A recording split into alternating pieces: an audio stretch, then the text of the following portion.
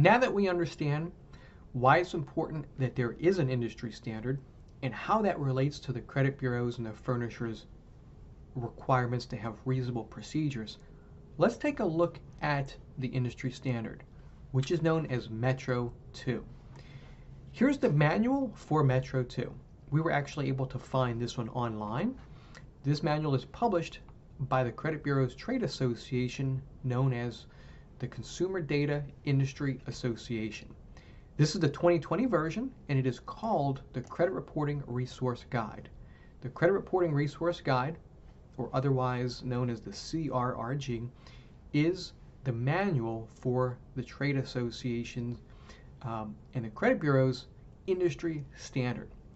Let's take a quick look at the beginning part of this.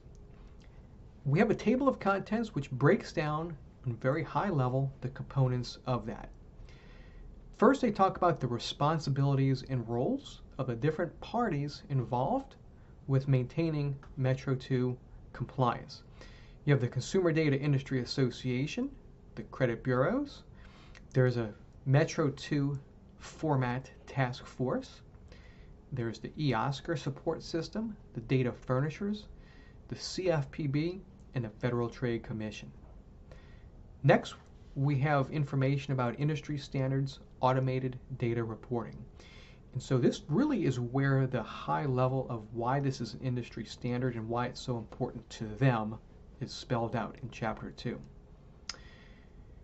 Chapter 3 is your Metro 2 format. Metro 2 is an industry standard, and the most important part that we use in using this to judge accuracy is the data format. In other words, how are the data fields supposed to report? Chapter 3 gives us a high level on how that format reporting is laid out. There's different segments of how they lay the information out. Think of it like a book. A book has different chapters. Each one of those chapters has its own unique information, but each one of those chapters still is relevant and related to the book itself. So think of Metro 2 as the book as a whole. In this case, is the data format. And there's different sections or segments of data fields. They have the header record, which is just some basic initial information when they transfer the data files back and forth. The J1 segment, this is information about an associated consumer that has the same address as the primary consumer. The J2 segment would be like a co-borrower or an associated consumer that lives at a different address. Your base segment up here is where the actual consumer himself and all of him or her attributes are going to be reported. And then you've got your K segments. Your K1 segment is where your original creditor name and related original creditor information will be reported. Your K2 segment is where the purchased from and to data will be reported. Your K3 segment is where you have certain specialized mortgage information.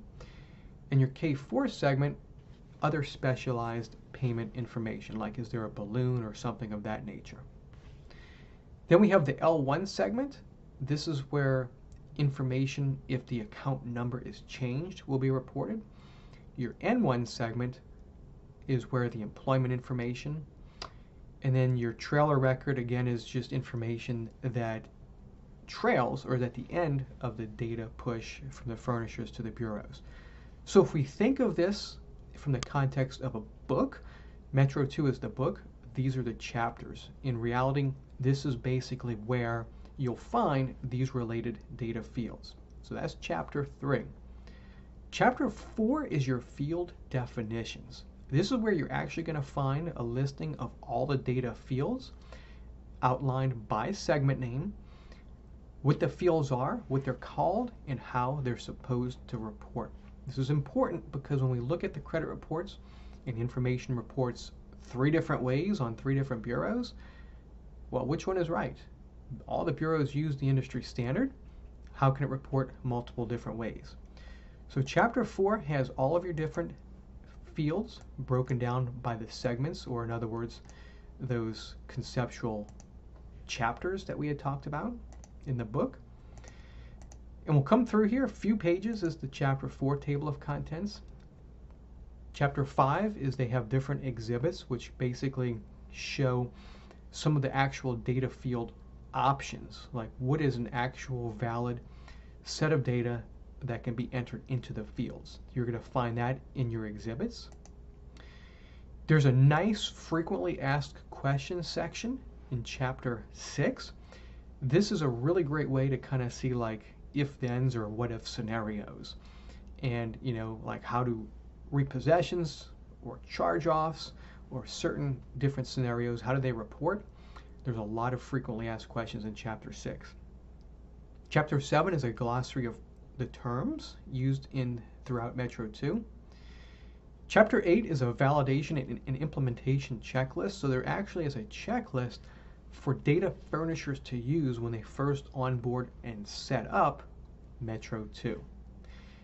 Chapter 9 is some industry reporting guidelines for child support. So there's a specific chapter for child support.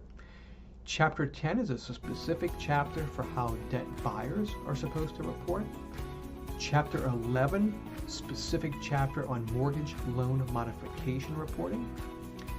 Chapter 12 has all the specific information for the different types of student loans. And Chapter 13 has utility company reporting. And Chapter 14 is information on eOscar, which is their automated dispute transfer system. So now that we understand what is in Metro 2, let's kind of take a dive in and dissect it and really see how we can work this to our advantage to make the most effective pre-litigation disputes possible.